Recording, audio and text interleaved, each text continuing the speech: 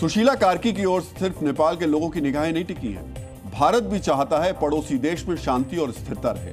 आज आपको यह भी समझना होगा सुशीला कार्की का प्रधानमंत्री बनना भारत के लिहाज से कैसा है, यानी भारत का इस पर क्या असर पड़ेगा। सुशीला कार्की का भारत के साथ गहरा रिश्ता है, जो उनके शिक्षा, जीवन और न्यायिक कार्यकाल दोनों में साफ नजर आता है। उन्होंने BHU से राजनीतिक विज्ञान में मास्टर की डिग्री ली है। भारत में लंबा वक्त गुजारा है, जहां पर उनके भारतीय मित्रों और शिक्षकों के साथ गहरे व्यक्तिगत संबंध हैं। उनकी शिक्षा और भारत में बिताए गए समय ने भारत को लेकर उनके दृष्टिकोण को प्रभावित भी किया है। यही वजह है कि वो खुद को भारत का मित्र मानती है और उनका प्रधानमंत्री बनना इसीलिए भारत और नेपाल के संबंधों के लिए एक अच्छी खबर है। सुशीला कार्की के प्रधानमंत्री बनने से भारत नेपाल सीमा विवाद यानी लिपुलेख, कालापानी और लिम्पियाधुरा पर उनकी न्यायिक समझ के कारण भारत नेपाल संबंधों में स्थिरता बनी रह सकती है। हालांकि यह मुद्दा अभी भी संवेदनशील है, लेकिन उनके संवैधानिक दृष्टिकोण से यह उम्मीद की जा सकती है कि वो विवादों को न्यायिक तरीके से हल करने की कोशिश करेंगी, जिससे दोनों देशों के रिश्तों में संतुलन और स्थिरता बनी रह सकती है। सुशीला कार्की ने भारत के प्रधानमंत्री और दूसरे नेताओं को लेकर सकारात्मक बातें की। वो कहती हैं भारत के नेताओं के बारे में उनकी अच्छी धारणा है, यानी सुशीला कार्की खुलकर स्वीकार कर रही हैं भारत को लेकर उनका रुख सकारात्मक है, जो भारत नेपाल के द्विपक्षीय संबंधों के लिए भी सकारात्मक हो सकता है। सुशीला कार्की ने कहा है कि भारत ने नेपाल की हमेशा मदद की है और भारतीयों की शुभकामनाओं से नेपाल को हमेशा लाभ हुआ है। इस तरह का आभार और सहयोग संकेत देता है कि वो भारत नेपाल संबंधों में पारदर्शिता और समझ को बढ़ावा दे सकती है और वो नेपाल के विकास के लिए भारत के साथ समान रूप से काम करेंगी। आज आपको उस BHU से भी सुशीला कार्की के नेपाल के प्रधानमंत्री बनने की खबर के बाद प्रतिक्रियाओं को सुनना चाहिए, जो भारत और नेपाल की नई प्रधानमंत्री के रिश्तों की सबसे मजबूत डोर है। ये विश्वविद्यालय के लिए गौरव की बात है, गौरवान्वित होने की बात है।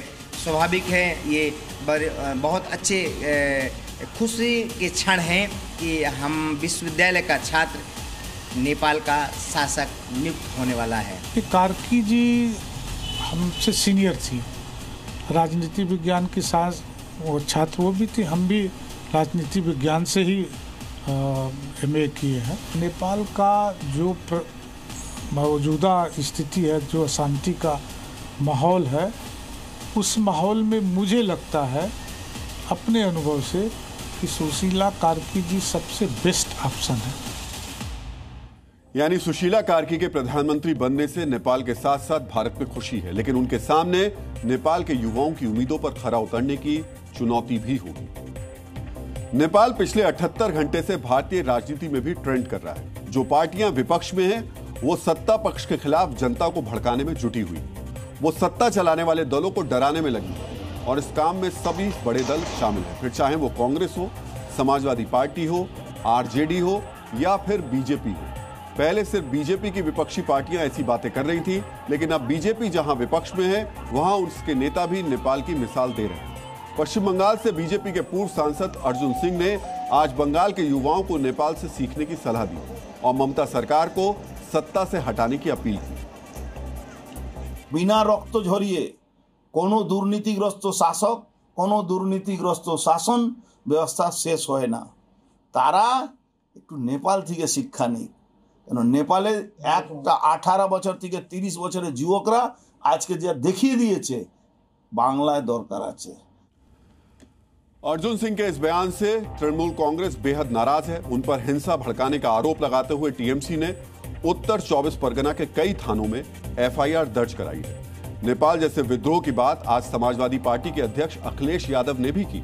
हालांकि अखिलेश ने यह बयान कथित वोट चोरी को लेकर दिया है।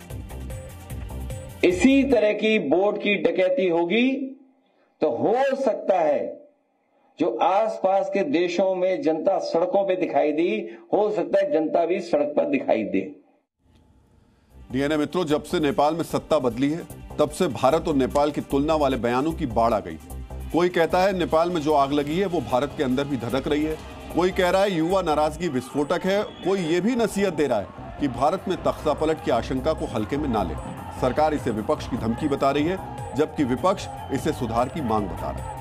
वैसे ये उम्मीद सिर्फ नेपाल में तख्ता पलट के बाद ही नहीं आई है। बांग्लादेश और श्रीलंका में भी तख्ता पलट होने के बाद विपक्षी नेताओं को भारत में सरकार बदलने की उम्मीद दिखने लगी थी, लेकिन ये सिर्फ राजनीतिक बयानबाजी साबित हुई। ना तो चुनी हुई सरकार को लेकर लोगों का भरोसा कम है और ना ही जनता को भड़काने में उनको कामयाबी मिली। लेकिन यहाँ इस सवाल का जवाब भी मिलना चाहिए कि क्या भारत में तख्ता पलट संभव है? क्या नेपाल जैसे हालात भारत में बन सकते हैं? क्या यहाँ भी जेन ज़ी सड़कों पर उतर सकता है? मेरे विचार से इस सवाल का जवाब ना में है। इसमें कई ठोस इसके कारण हैं। भारत का संघीय ढांचा मजबूत है, भारत की संवैधानिक संस्थाएं स्वतंत्र हैं, संसद में बहस के अवसर मौजूद हैं, विपक्ष के नेता खुद लोकतंत्र की मजबूत जड़ों की दुहाई देते हैं। नेपाल के जेन ज़ी विद्रोह के अगले दिन भी सुप्रीम कोर्ट ने इसी पहलू को सामने रखा था। एक मामले में सुनवाई के दौरान चीफ जस्टिस BR गवई ने कहा कि नेपाल के जो हालात हैं वो हम देख रहे हैं, हमें अपने संविधान पर गर्व है। इसलिए नेपाल से उम्मीद लेकर भारत में या भारत के किसी राज्य में सत्ता परिवर्तन की बात करने वाले नेता सिर्फ सरकार पर दबाव बना रहे हैं, ऐसा कहना गलत नहीं होगा। ये राजनीतिक उकसावे की चाल ज्यादा लगती है। इस नैरेटिव के सहारे अगले चुनाव की रणनीति बनाई जा रही है। विपक्ष तख्ता पलट को, युवाओं के विद्रोह को सरकार की नीतियों से जोड़कर राजनीतिक लाभ लेने की कोशिश कर रहा है। इसमें राजनीति ज्यादा है, तथ्य कम।